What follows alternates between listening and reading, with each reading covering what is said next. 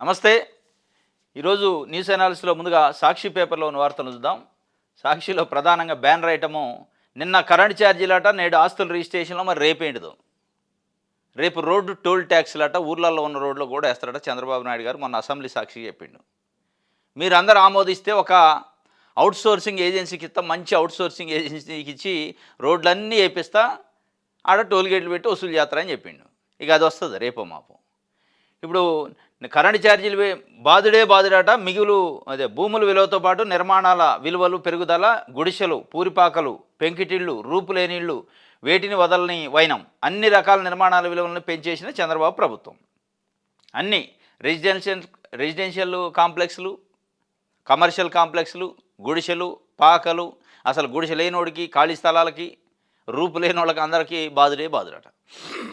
ఇప్పుడు పబ్లిక్లో ఒక చర్చ వస్తుంది. బాబు అంటేనే బాధుడు, బాధుడు అంటేనే బాబు అనేది ఒక చర్చ నడుస్తుంది వాస్తవంగా. ఎందుకంటే ఆయన వచ్చాక కరెంటు ఛార్జీలు పెంచిండు 15,000 కోట్ల రూపాయలు ఇప్పటికీ. కానీ ఎన్నికల్లో ఏం చెప్పిండు చంద్రబాబు నాయుడు గారు? మేము గెలిస్తే కరెంటు ఛార్జీలు పెంచం, ఎట్టి పరిస్థితుల్లో అవకాశం ఉంటే తగ్గిస్తాం అన్నాడు. తగ్గించడానికి ప్రయత్నం చేస్తాం, పెంచే ప్రసక్తే లేదన్నాడు. కనీసం 6 నెలలకు ఒకటి కాగతాలకి పెంచుడు కాదు, బాధుడు మామూలు బాధలు దిమ్మ తిరిగేటట్టు బాధిండు ఒక్కొక్కరిని. మళ్ళీ ఇప్పుడు ఈ బాధుడు. ఆ బాధుడికి ఏం చెప్పారు? కరెంటు ఛార్జీల బాధుడి కంటే ఇది జగన్మోహన్ రెడ్డి పాపం అని ఆంధ్రజ్యోతి, ఈనాడు రాసిన, తెలుగుదేశం పార్టీ చెప్పింది, వీళ్ళు రాశారు. మరి అది జగన్మోహన్ రెడ్డి పాపం అయితే మరి ఇది ఎవరి పాపం? అసలు పాపం ఎవరిదైనా, పుణ్యం ఎవరిదైనా ప్రజలపైన భారం వేసుకుంటా, బాధుడు వేసుకుంటా, ఎవడు మెన్నో నెపం నెట్టి ఇది ఆయన పాపం, ఇది ఈయన పాపం అనే కంటే ప్రజలేం పాపం చేశారు? ప్రజలు చేసిన పాపం ఏంటంటే కొత్త ప్రభుత్వాన్ని ఎన్నుకోవటం అనేది ఇలా పబ్లిక్లో చర్చ జరుగుతుంది. చంద్రబాబు నాయుడు గారు విద్యుత్ ఛార్జీలు పెంచడం, అవసరమైతే తగ్గిస్తాం కూడా అంటే తగ్గుతాయమని ఆశతో ఓట్లేసినాం. కానీ తగ్గించుడు దేవుడు ఎరుగు, కానీ పెంచుడు కార్యక్రమం బాధుడు మామూలుగా బాధట్లేదు, మైండ్ బ్లాక్ అయ్యేటట్టుగా. ఇప్పుడు మళ్ళీ రిజిస్ట్రేషన్ ఛార్జీలు పెంచిండు. జనవరి 1 నుంచి అమల్లోకి వస్తాయట. 1 కోటి రూపాయల ఆస్తికి 2.5 లక్షల రూపాయలట.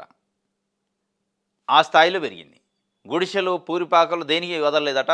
మొత్తానికి బాబు అంటే బాధుడే, బాధుడు అంటే బాబే, బాబు వస్తే జాబ్ అంటారు కదా, బాబు వస్తే జాబు కాదు, బాబు వస్తే బాధుడు అనే ఒక స్లోగను ప్రజల్లో ఇప్పుడు చర్చ నడుతుంది. ఇది ఎక్కడిది? కరెంటు ఛార్జీలు పెంచితే అది జగన్మోహన్ రెడ్డి పాపం అంటి, బుడమేరు వరదలు వస్తే అది జగన్మోహన్ రెడ్డి పాపం అంటి, ఇవాళ మళ్ళీ వరదలు వచ్చే అవకాశం ఉందట. తెగిద్ది, ఎప్పుడు తెగిద్దో తెలియని పరిస్థితి. ఇప్పుడు మళ్ళీ ఇది పెంచితే మళ్ళీ దీనికి కూడా మరి జగన్మోహన్ రెడ్డి పాపం అని రాస్తారా? ఆంధ్రజ్యోతి, ఈనాడు చూడాలి అందులో ఏముందనేది. అసలు ఈ వార్త రాయరు, ప్రజల మీద భారం పడితే అది రాయరు. సమ్మగుందా అంటాడు ఆంధ్రజ్యోతి ఏబిఎన్ రాధాకృష్ణ గారు. పెంచాలి, పెంచకపోతే వ్యవస్థ ఎట్న వెళ్తుంది అంటాడు.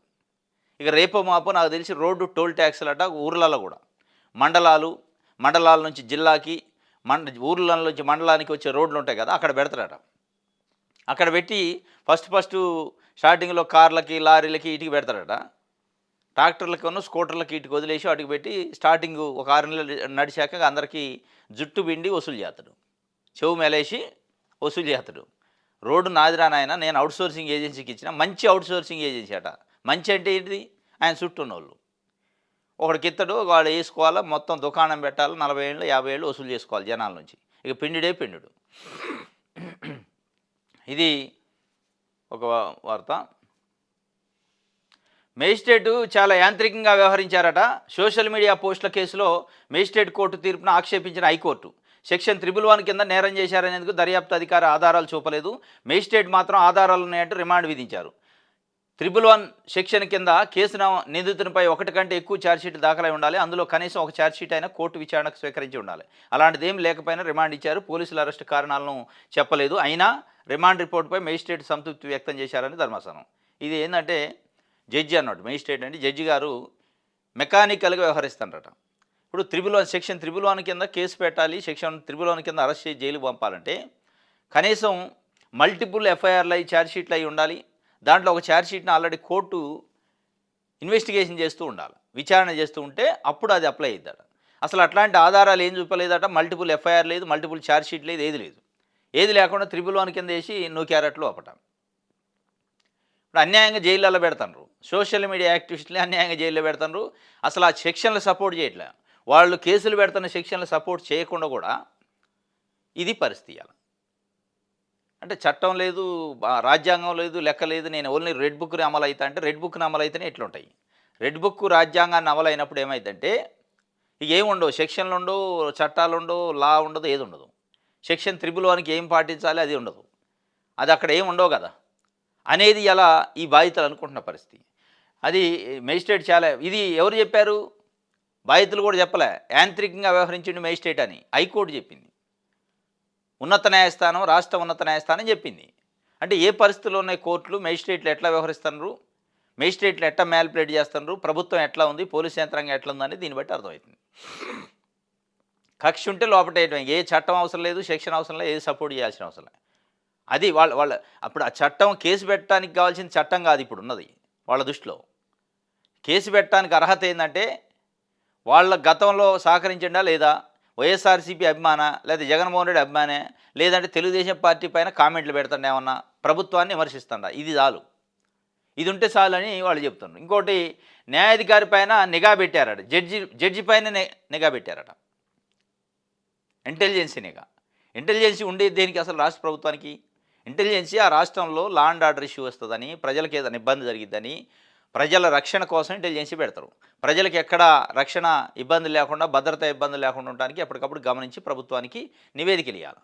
కానీ వాళ్ళు ఏం చేస్తారు, జడ్జీల పైన నిఘా పెట్టారట. చంద్రబాబు నాయుడు గారు ఇంటెలిజెన్స్ వ్యవస్థ పోయి జడ్జి ఇంటి చుట్టూ తిరుగుతున్నారట. దేనికోసం? ఆయనకున్న కేసులని 3 నెలల్లో మూసేయాలని టార్గెట్ పెట్టుకున్నారు. ఇప్పుడు ఆయన ఇచ్చిన హామీలు 3 నెలల్లో అమలు చేయాలని పెట్టుకోలేదు, కానీ ఆయన పైన ఉన్న కేసులు, ఫైబర్ నెట్ కేసు కానీ, స్కిల్ స్కామ్ కేసు కానీ, అసైన్మెంట్ ల్యాండ్ కానీ, ఇన్నర్ ట్రేడింగ్ కానీ, వీటన్నిటి కేసులలో 3 నెలల్లో ఏం లేదు ఆధారాలు, కొట్టేస్తామని కొట్టేపియాలని ఒక ఎత్తుగడ. ఆ కేసులు ఎక్కడైతే ఉన్నాయో ఆ జడ్జి దగ్గర తిరుగుతున్నారు. వీళ్ళు చుట్టూ నిఘా వేస్తున్నారు. ఏంది పరిస్థితి, ఎవరెవరు వస్తున్నారు, ఎవరెవరు పోతున్నారు, అసలు ఆయన పట్టుకోవడం ఎట్లా, ఆయన బెదిరియటం ఎట్లా, లేదా ప్రలోభ పెట్టడం ఎట్లా అని మరి చూస్తున్నాము.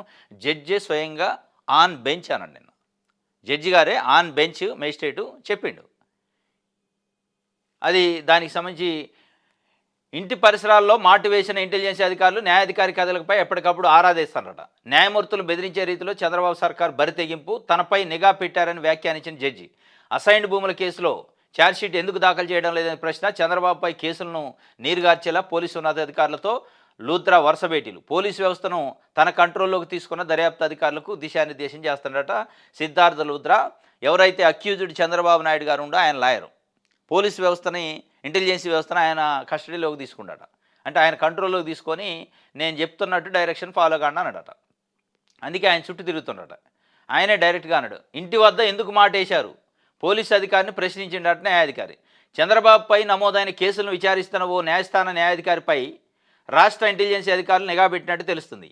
ఆ జడ్జి ఇంటి పరిసరాల్లో తిష్టవేసి ఇంటెలిజెన్స్ అధికారులు ప్రతి కదలికను గమనిస్తే ఎప్పటికప్పుడు ఉన్నతాధికారులు సమాచారం చేరవేయడం గమనార్హం. అయితే నిఘా వేసిన ఇంటెలిజెన్స్ అధికారులను న్యాయాధికారి సిబ్బంది గుర్తించారు. న్యాయాధికారి కోసం వాకప్ చేస్తున్న విషయాన్ని పసిగట్టారు. ఈ విషయాన్ని తీవ్రంగా పండించిన జడ్జి ఓ పోలీసు అధికారిని దీనిపై న్యాయస్థానంలోనే ప్రశ్నించడం గమనార్హం. తన నివాసం వద్ద ఇంటెలిజెన్స్ అధికారులు ఎందుకు మాటు వేశారు, తన ప్రతి కదలికను ఎందుకు పరిశీలిస్తున్నారని సూటిగా ప్రశ్నించడంతో పోలీసు అధికారి తత్తరపాటుకు గురయ్యారట. ఛార్జ్షీట్ కూడా ఎందుకు తొక్కిపడుతున్నారో, అసలు ఎందుకు వేయలేదని కూడా ప్రశ్నించారట జడ్జి గారు సిఐడిని. సమాధానం లేదు, తత్తరపడ్డాట. అంటే అసలు ఎడిపోతుంది భద్రత కానీ లా అండ్ ఆర్డర్.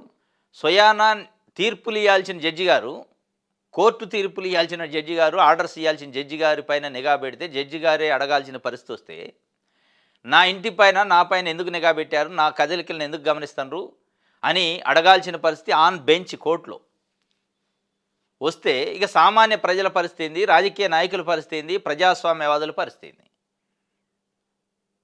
ఎడిపోతున్న వ్యవస్థ అనేది ఎలా ప్రజాస్వామ్యవాదులు ప్రజలు చర్చించుకుంటున్నారు. అంటే రెడ్ బుక్ రాజ్యాంగం అంటే ఇట్లే ఉంటుందా అనేది కూడా ఒక చర్చ జరుగుతుంది. వాస్తవం ఇది. జడ్జి పైన కాబట్టింది మరీ దారుణంగా. అరే మీరు ప్రభుత్వంలో ఉన్నారు, ఎట్లా సిద్ధార్థ లూత్రాతో పిలిపించుకొని పోలీసులతో మాట్లాడిస్తున్నారు, బ్రీఫ్ చేస్తారు, కొట్టేంచుకోండి. జడ్జి పైన జడ్జిని ఒక భయభ్రాంతులకు గురి చేసే పరిస్థితి తెస్తే మరి అసలు ఎవడికి చెప్పుకోవాలా? ఇప్పుడు సామాన్య పౌరులకి ఏదన్నా అన్యాయం జరిగితే పోవాల్సింది జడ్జి గారి కాడికే. ఆ జడ్జి గారే నా ఇంటిపైన నిఘా చేశారనే పరిస్థితి కోర్టులోనే అడిగే పరిస్థితి వస్తే, ఇక సామాన్య ప్రజల పరిస్థితి, ప్రజాస్వామ్యవాదుల పరిస్థితి ఏందనేది ఇప్పుడు మనం అర్థం చేసుకోవాలి. చంద్రబాబు నాయుడు గారు మాట్లాడితే మచ్చలేని ప్రభుత్వం మాది, మచ్చలేని మనిషిని అని అంటాడు. మరి ఈ మచ్చలనేటి?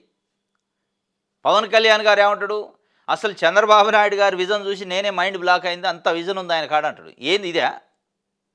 జడ్జీలపై నిఘా పెట్టం నీ విజన్ అంటే? అది పబ్లిక్కి ఏమైనా సేవ చేసే విజన్ ఉండాలి కానీ ఇది ఎక్కడ విజను? ఇది చాలా దారుణమైన పరిస్థితి. ఇలా పబ్లిక్కు చాలా భయభ్రాంతులకు గురయ్యే పరిస్థితి. జడ్జి గారు ఆన్ బెంచ్ మాట్లాడిండు కదా, కోర్టులో మాట్లాడిండు. పోలీస్ ఆఫీసర్ని అడిగిండు, నా ఇంటిపైన ఎందుకు నిఘా పెడతారు, అసలు ఆ ఛార్జ్ షీట్లు ఏంది, ఆ కథ ఏంది, ఏం ఎడిపోతున్న వ్యవస్థ అని అడిగే పరిస్థితికి వచ్చింది. ఇది చాలా దురదృష్టకరం. ఎందుకంటే జడ్జి, తీర్పులు ఇవ్వాల్సిన జడ్జి, న్యాయం చెప్పాల్సిన జడ్జి, న్యాయమూర్తులపైనే ఇంటెలిజెన్సీ నిఘా పెడితే ఆయన ఎవరికి చెప్పుకోవాలో అడగలేని పరిస్థితుల్లో పోలీస్ ఆఫీసర్ని అడిగే పరిస్థితి ఉంటే మీరు ఎవరికి రక్షణ ఇస్తారు, ఎవరిని భక్షిస్తారు? అంటే మీకు టార్గెట్ ఉన్నోడు ఎవడైనా పర్లే, జడ్జి అయినా పర్లే, ఎస్పీ అయినా పర్లే, ఎవరైనా పర్లే, టార్గెటెడ్ పరిపాలన చేస్తారు. ఇది మరి ఏం పద్ధతి, ఏం కథ? దీని గురించి ఎక్కడ వార్త ఉండదు ఆంధ్రజ్యోతి, ఈనాడు పేపర్ లాంటి టీవీ ఫైల్లో. ఇది అసలు తప్పే కాదు, వాళ్ళ దృష్టిలో ఇది తప్పు కాదు, ఇది ఒక పుణ్యకార్యం, ఇది ఒక లోక కళ్యాణం చేసిండు చంద్రబాబు నాయుడు గారు అన్నట్టు వాళ్ళు క్రియేట్ చేస్తారు. ఇది ఎక్కడ లోక కళ్యాణం, ఇది ఎక్కడ పుణ్యం, ఇది ఎక్కడ పాపం రా నాయన? ఇది న్యాయాధికారి పైన ఉందట బెదిరింపుల కార్యక్రమం. రైట్. ఉద్యోగం కావాలన్నా లోకేష్ని కలవండి, సెలవులో పంపిన గనుల శాఖ అధికారులతో మధ్యవర్తులు రాయబేరాలు, రెండోసారి ముడుపులు ఇచ్చుకోలేం.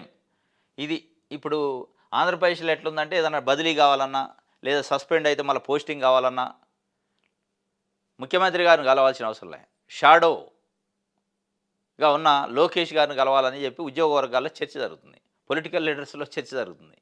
నీకు ఉద్యోగం కావాలన్నా, పోస్టింగ్ కావాలన్నా లోకేష్ గారిని కలువు, ఆయన ప్రసారం చేసుకో అని చెప్పి ఆయనకు సంబంధించిన మనుషులు చెప్తారట. లేదు బదిలీ కావాలన్నా, ట్రాన్స్ఫర్ కావాలన్నా, నీకు నచ్చిన కాడు కావాలన్నా కలువు, ఆయన ఏందో చెప్తాడో అది ఫుల్ఫిల్ చేయి అనే పరిస్థితికి ఇవాళ వచ్చింది. చెప్పినట్టు చేస్తేనే తిరుగు ఉద్యోగం, లేదంటే నీకు రాదు అంటున్నారట.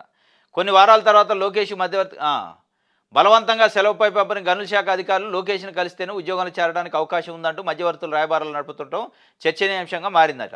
లేనిపోని ఆరోపణలు పంపి గనుల శాఖ అధికారులు సెలవుపై పంపి ఇప్పుడు లోకేష్ని కలవాలంటూ ఒత్తిడి చేయడం ముడుపుల కోసమేననే ప్రచారం జరుగుతుంది. గత ప్రభుత్వానికి దగ్గరగా పనిచేశారని ఆరోపణలు సృష్టించి 26 మంది అధికారులను 2 నెలల క్రితం గనుల శాఖ డైరెక్టర్ బలవంతంగా సెలవుపై పంపిండట. తాము ఏం తప్పు చేశామని ప్రశ్నించినా అవన్నీ తమకు తెలియదని, వెంటనే సెలవుపై వెళ్ళిపోవాలని మౌఖికంగా ఆదేశించారు. గనుల శాఖ మంత్రి పేషి నుంచి కూడా హెచ్చరికలు అందడంతో గత్యంతరం లేక డైరెక్టర్లు, డిప్యూటీ డైరెక్టర్లు, అసిస్టెంట్ డైరెక్టర్ స్థాయి అధికారులు పోయారట.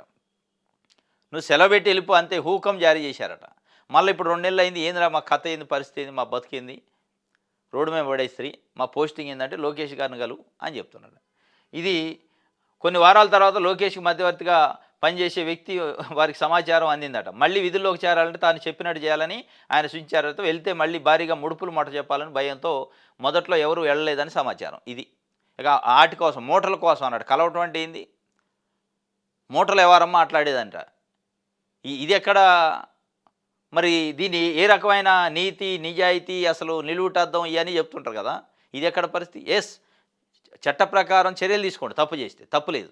అది డైరెక్టర్ కావచ్చు, డిప్యూటీ డైరెక్టర్ కావచ్చు, అసిస్టెంట్ డైరెక్టర్ కావచ్చు, ఎవడైనా కావచ్చు.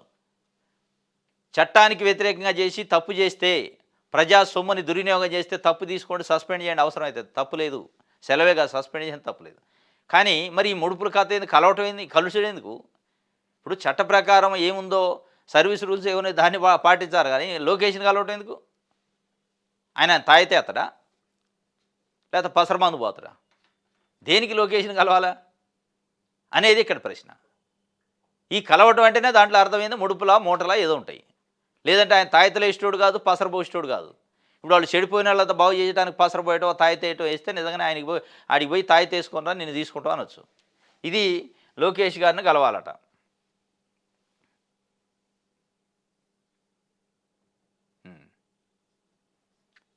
రైట్. ఇది సాక్షికి సంబంధించి.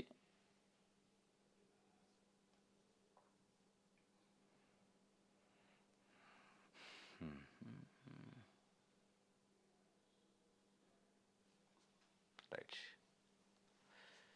దిశ చూద్దాం. 4,000 కోట్లు నేలపాలైనయట. గత ప్రభుత్వంలో జల్ జీవన్ మిషన్ నిధుల దుర్వినియోగం, కేంద్ర నిబంధనలకు విరుద్ధంగా పనులు. ఇప్పుడు 4,000 కోట్ల రూపాయలు నేలపాలైనవి అని పవన్ కళ్యాణ్ గారు ఫోటో వేసి ఒక వార్త రాసింది దిశ పత్రిక. మరి ఇప్పుడు జనం పాలు చేస్తారా? లేదంటే మధ్యవర్తుల పాలు చేస్తారా? ఆయన నీళ్ళపాలు చేసిండు. నీళ్ళపాలు చేసిండని నీళ్ళు అందించిండు 4,000 కోట్లు పెట్టి. అనుకోవాలనా మరి నీళ్ళపాలు చేయటం అంటే ఏంది? మరి ఇప్పుడు మీరు ఎవరు పాలు చేస్తారు? ప్రైవేట్ కాంట్రాక్టర్లు P4లో అంటాడు చంద్రబాబు నాయుడు గారు. ఆ పాలు చేస్తారా? P4 పాలు? లేదంటే రాజకీయ నాయకులు పాలు చేస్తారా? కాంట్రాక్టర్లు పాలు చేస్తారా? నిజంగా మళ్ళీ ప్రజల పాలే చేస్తారా? ఇది 4,000 కోట్ల రూపాయలట దుర్వినియోగం అయినాయట. అప్పుడు జల్ జీవన్ మిషన్ అనే కార్యక్రమంలో కేంద్రం నిబంధనలకు విరుద్ధంగా పనులు చేశారట అని చెప్పి అంటున్నారు. మరి ఇప్పుడు ఏం చేస్తారో చెప్పలే. పరిటాల రవి హత్య కేసులో నిందితులకు బెయిల్ వచ్చిందట. 18 ఏళ్ల తర్వాత వచ్చిందట. 18 ఏళ్ల తర్వాత మంజూరు చేసిన హైకోర్టు ధర్మాసనం నేడు విడుదలయ్యే అవకాశం ఉందట. పరిటాల రవి చనిపోయిన రాజశేఖర రెడ్డి గారి పరిపాలన కాలంలో 2007 ఆ ప్రాంతంలో 18 సంవత్సరాల తర్వాత ఇప్పుడు బెయిల్ వచ్చిందట. ఇవాళ విడుదలవుతారట. పరిటాల రవి హత్య కేసులో నిందితులకు బుధవారం హైకోర్టులో ఊరట లభించింది.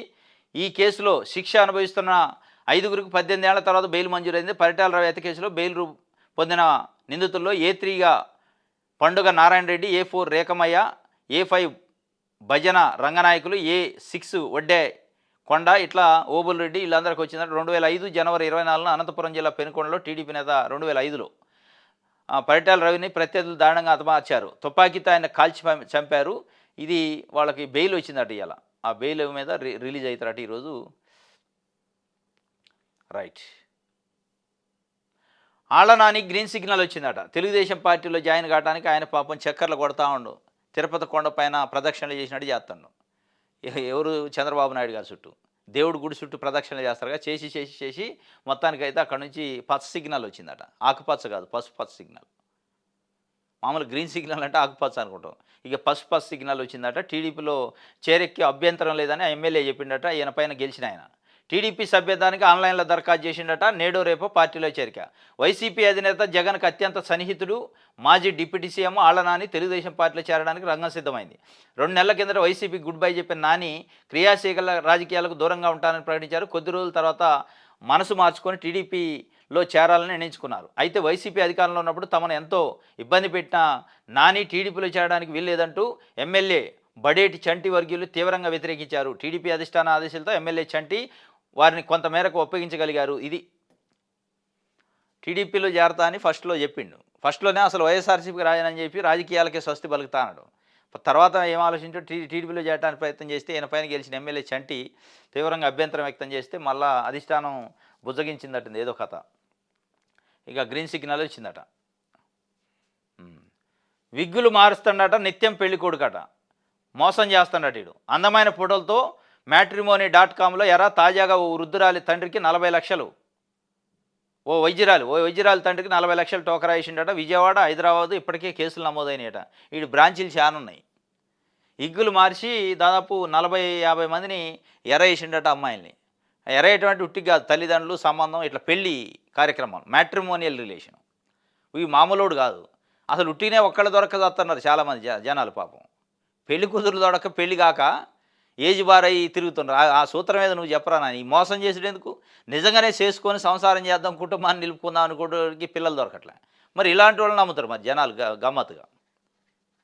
నమ్మి మోసపోయారట 50 మంది. ఈ మధ్యలో ఒక వైద్యురాలు తండ్రి అట, డాక్టర్ తండ్రి. ఇక ఎవడు చెప్పుకోవాలి? ఇక హైలీ ఎడ్యుకేటెడ్ డాక్టర్ అంటే డాక్టర్ కుటుంబం కూడా హైలీ ఎడ్యుకేటెడ్ ఉంటుంది జనరల్గా. 40 లక్షలు దొబ్బిండట. 40 లక్షలు దొబ్బి ఇక ఆగో అంటున్నాడు పెళ్ళి. ఏందిరా కథ, నీ నా డబ్బులు ఏంది, నువ్వేంది కథ అంటే మొత్తం నీ కూతురు ఫోటోలు మార్పింగ్ చేసి నేను సోషల్ మీడియాలో పెడతా అని బెదిరించిండట. బెదిరిస్తే ఇదేంది కథ అని మొత్తం బయటకు వచ్చి నిన్న సైబర్ క్రైమ్ వాళ్ళకి హైదరాబాద్లో పోలీసులు కంప్లైంట్ ఇచ్చిండట. అప్పుడు తీస్తే డొంకంత తీగలా అయితే డొంకంత కదిలింది. వీడు మామూలు మాస్టర్ కాదు, విగ్గులు మాస్టరు. విగ్గులు మార్చి అమ్మాయిలు కూడా విగ్గు మార్చినట్టే మార్చిండట. చాలామందిని మోసం చేసిండట. కాబట్టి తల్లిదండ్రులు పేరెంట్స్ కూడా గమనించాల్సింది ఏంటంటే ఈ మోసం చేసేటోడు వల్లనే పడుతున్నారు. ఏముంది, దిగ్గు మార్చి మంచిగా వాడు మేకప్ చేసుకొని మంచిగా ఉండంటే ఇస్తారు. ఎవడు పడితే వాడికి డబ్బులు ఇటువేంది దరిద్రంగా. 40 లక్షల డబ్బులు ఇచ్చిండట డాక్టర్ తండ్రి. అందుకే సమాజంలో ఎట్టుందంటే మంచికి చోటు లేకుండా అయింది.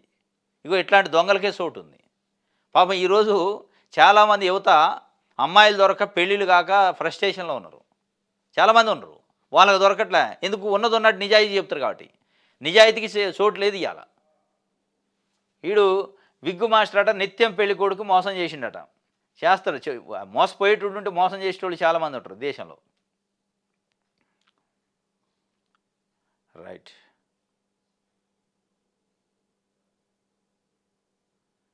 ఇది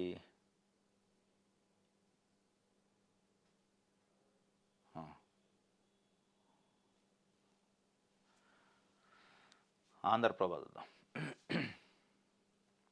అమిత్ షాపై అంబేద్కర్ బాణమాట, సభ హక్కుల ఉల్లంఘన నోటీస్ ఇచ్చిన టీఎంసీ, ఏకమైన ఇండియా కూటమి. హోంమంత్రిపై సభ లోపల బయట మూకుమ్మడి దాడి, అంబేద్కర్ను అమిత్ షా అవమానించారన్నది ప్రధాన ఆరోపణ. లోక్సభలోని చర్చ, కాంగ్రెస్ వాయిదా తీర్మానం. అధికార విపక్ష సభ్యుల వాగ్వాదం, దూషణలు, కార్యకలాపాలకు అంతరాయం, పార్లమెంట్ ఆవరణలో ప్లకార్డులతో నిరసన. కేబినెట్ నుంచి అమిత్ షాను తొలగించాలని ఖర్గే డిమాండ్. షా వ్యాఖ్యలను దేశం సహించదని రాహుల్ గాంధీ. బీజేపీ ఆఫీస్ ఎదుట కేజ్రీవాల్ ధర్నా. అమిత్ షా పైన అంబేద్కర్ బాణం వేశారు ప్రతిపక్షాలు. నోరు జారిండి ఆయన.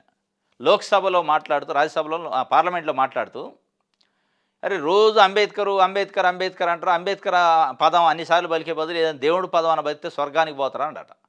అంటే ఒక రకంగా ఎటకారంగా మాట్లాడిండా అనేది కనపడుతున్నాడు. అరే రోజు అంబేద్కర్ అంబేద్కర్ అంటే అసలు మీరు రోజు తిరిగేది మీరు అనుభవించే పదవులు, మీరు అనుభవిస్తున్న పదవులు, మీరు చేస్తున్న పరిపాలన, మీరున్న కూర్చున్న పార్లమెంటు, మీరు కూర్చున్న రాజ్యసభ అంబేద్కర్ రాసిన రాజ్యాంగం ప్రకారం ఉన్నాయి. మీరు వేసే ప్రతి అడుగు అంబేద్కర్ రాసిన రాజ్యాంగం ప్రకారం ఉంది. మరి ఆయన తలుచుకోకపోతే రోజు నిన్ను తలుచుకుంటారా? అమిత్ షా అమిత్ షా అమిత్ షా అనాలా? అరే వాళ్ళు ఏం తలుచుకుంటున్నారు, దాన్ని సమానం చెప్పుకున్నారు. రోజు అంబేద్కర్ అంబేద్కర్ అంటారు ఏందని ఒక రకంగా కించపరిచే విధంగా మాట్లాడిండు. వాస్తవం అది అనపడుతుంది అనేది ఇప్పుడు కాంగ్రెస్ పార్టీ, టీఎంసీ, డిఎంకే, మిగతా ఇండియా కూటమి పక్షాలు, ఇంకా న్యూట్రల్గా ఉన్న పక్షాలు కూడా ఇది తప్పు అంటున్నారు. అంటే మన దగ్గర ఉన్న తెలుగుదేశం, వైఎస్ఆర్సీపీ అంటలేలే, కానీ మిగతా వాళ్ళు అంటున్నారు. మన దగ్గర ఉన్న బీఆర్ఎస్ వీళ్ళు అనరు. వాళ్ళు గోడ మీద పిల్లి లెక్క అటు కూర్చుంటారు. అది తెలుగుదేశం అయినా, వైఎస్ఆర్సీపీ అయినా, బీఆర్ఎస్ అయినా వాళ్ళ అవసరాలకు అనుగుణంగా వాళ్ళు ఉంటారు. ఆయన ఇట్లా అన్నట్టు. ఇప్పుడు అంబేద్కర్ అంబేద్కర్ మొత్తం అమిత్ షా అంటే ఏమవుతుంది? బూడిద ఉంది నీ కాడ? ఏమి లేదు. నువ్వు జనం ఓట్లయితే గెలిచిన ఏదో ఆయన హోంమంత్రి. అంబేద్కర్ అట్ట కాదు కదా. ఆయన ఈ మొత్తం ప్రపంచంలో గ్లోబల్లో ఉన్న చాలా కంట్రీలు తిరిగి, పుస్తకాలు చదివి, కొన్ని వేల పుస్తకాలు చదివి ఒక అద్భుతమైన రాజ్యాంగాన్ని రాసిండు. ఆ అద్భుతమైన రాజ్యాంగం ఉండబట్టి ఇవాళ 75 సంవత్సరాలైనా ఎక్కడా కూడా చిన్న అంతర్గత కలహాలు లేకుండా భారతదేశం ముందుకు పోతుంది. అదొక గైడు, అదొక భగవద్గీత, అదొక ఖురాన్, అదొక బైబిల్. భారత రాజ్యాంగం ఇవాళ అన్ని మతాలు, అన్ని కులాలు, అన్ని వర్గాలు, ఆడ మగ తేడా లేకుండా అందరూ ఫాలో అయ్యేది రాజ్యాంగం.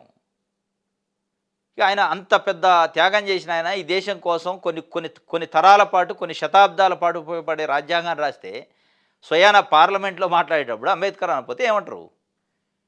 దానిపైన మొత్తానికైతే అంబేద్కర్ బాణం వేశారు. ఆ బాణానికి గిలగిల కొట్టుకుంటుండే, దానికి అమిత్ షాకు అండగా మోడీ రంగంలోకి దిగిండట. ఇక అమిత్ షాకు అండగా దిగటం తప్ప ప్రజలకు అండగా దిగరేనా? ఇప్పుడు భారతదేశంలో చాలా సమస్యలు ఉన్నాయి. ఆ సమస్యల పక్షాన, ఆ సమస్యల పట్ల భారతదేశంలో ఉన్న ప్రజల పక్షాన ఉండాలా. నువ్వు అమిత్ షా పక్షాన ఉంటే ఏమవుద్ది? జంగం రాసుకుంటే బూడిద రాలిద్ది. ఇలా ఢిల్లీ సరిహద్దుల్లో హర్యానా, పంజాబ్కి సంబంధించిన కొన్ని వేల మంది రైతులు వచ్చి మా సమస్యలు ఏంది పట్టించుకోండి అంటే వాళ్ళని పట్టించుకోవట్లే. వాళ్ళకి మద్దతు లేదు, అండగా లేదు. కానీ ఈయనకు అండగా ఉండట. ఆ బాణం ఆయనకైతే ఈయనకు తగులుతుంది. ఇప్పుడు వచ్చి వేసిన బాణం అంబేద్కర్ బాణం ఎవరికి వేశారు? అమిత్ షాకి వేశారు. వేస్తే అది పోయి మోడీకి గుచ్చుకుంటున్నట్టు నొప్పిలేస్తుంది ఆయనకి. ఓటమి నైరీష్యంతో అబద్ధాలు ప్రచారం చేస్తానట. అని నువ్వు అంటివి డైరెక్ట్ అంబేద్కర్ అనే బదులు దేవుడి పేరు చెప్పండి అని మళ్ళీ ఓటమి నైరీష్యం ఏంది? జమిలీపై జేపీసీ వేశారట. 30 మందితో కమిటీ ఏర్పడ్డది. చైర్మన్గా ప్రేమ్ ప్రకాష్ చౌదరి, పీపీ చౌదరి అట. లోక్సభ నుంచి 21, రాజ్యసభ నుంచి 10 మంది, కాంగ్రెస్ నుంచి ప్రియాంక గాంధీ పేరు ఖరారు. ఆంధ్రప్రదేశ్ నుంచి 3 అవకాశం. సీఎం రమేష్ అట, బాలశౌరి, హరీష్ బాలయోగి. మొత్తం 30 మంది. దాంట్లో 21 మంది లోక్సభ నుంచి, 10 మంది రాజ్యసభ నుంచి. అంటే చైర్మన్తో 31 మంది అంటుంది. పీపీ చౌదరి అట బీజేపీ పార్లమెంటు సభ్యుడు, ఆయన లోక్సభ మెంబరు. దాంట్లో ప్రియాంక గాంధీ కూడా ఉందట. ఆంధ్రప్రదేశ్ నుంచి సీఎం రమేష్ ఉండట, బీజేపీ మెంబరు. బాలశౌరి, హరీష్ బాలయోగి. ఇక అది మొత్తం స్టడీ చేస్తారన్నమాట, ఏం చేయాలి ఏందనేది. రైట్.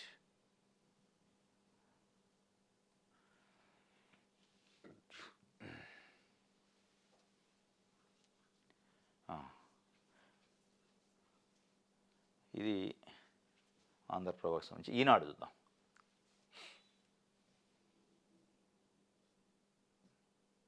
ఉమ్.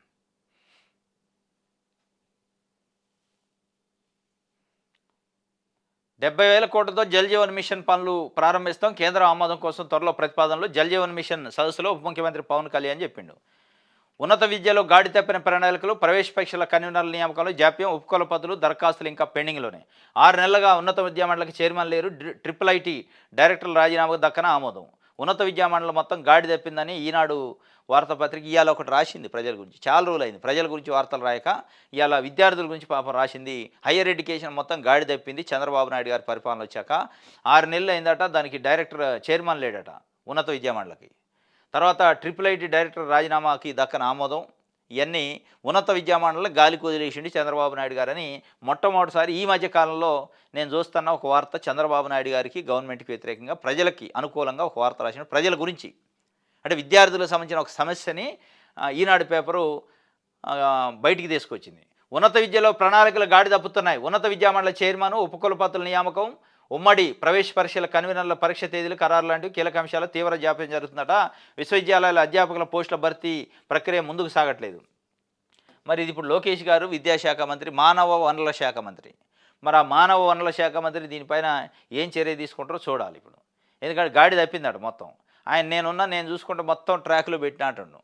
ఈనాడు పేపర్ మీకు భజన చేసే పేపరే గాడి తప్పింది అంటది. ఆ గాడిలో పెట్టే కార్యక్రమం చేయండి లోకేష్ గారు. రైట్, ఇది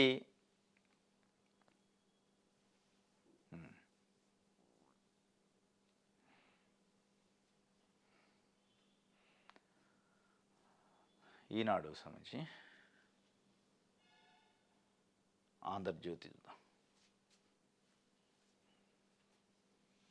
రంగంలోకి ఈడీ అట. వైవి సుబ్బారెడ్డి తనయుడికి నోటీసులు వచ్చినాయట. కాకినాడ పోర్టు కేసులో మరో మలుపు.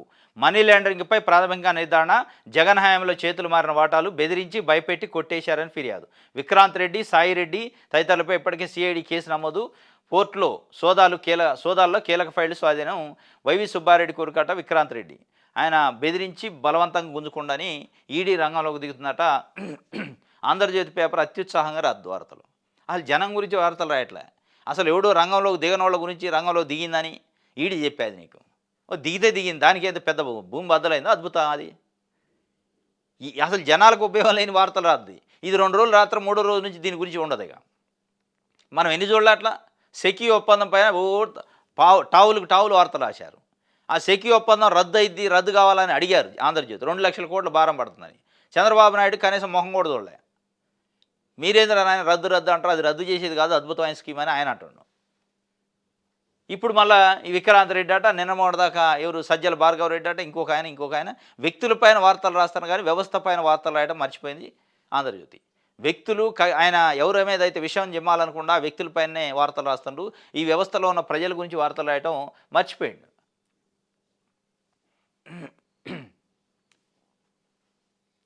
అమరావతికి రారండి, జాతీయ అంతర్జాతీయ కాంట్రాక్టులకు సిఆర్డీ ఆహ్వానం. రాజధాని నిర్మాణంలో భాగస్వామ్యం కావాలని పిలుపు. 100 కోట్లకు పైబడి ప్యాకేజీల పనుల అప్పగింతకు సిద్ధం. రాష్ట్రంలో కాంట్రాక్ట్ సంస్థల రిజిస్ట్రేషన్కి సహకారం. అమరావతికి రాండి అని పిలుస్తున్నారు బోర్డు పెట్టి. ఎట్లుందంటే కథ, ఇప్పుడు బట్టల దుకాణాల ముందు, హోటళ్ళ ముందు పెట్టి పిలుస్తారు, మా హోటల్కి రాండి, మా షాపుకు రాండి అని. ఇక ఆ కథ అయింది అమరావతిలో. ఇక సిఆర్డీ అదే పనట, రాండి మా కాడికి అని.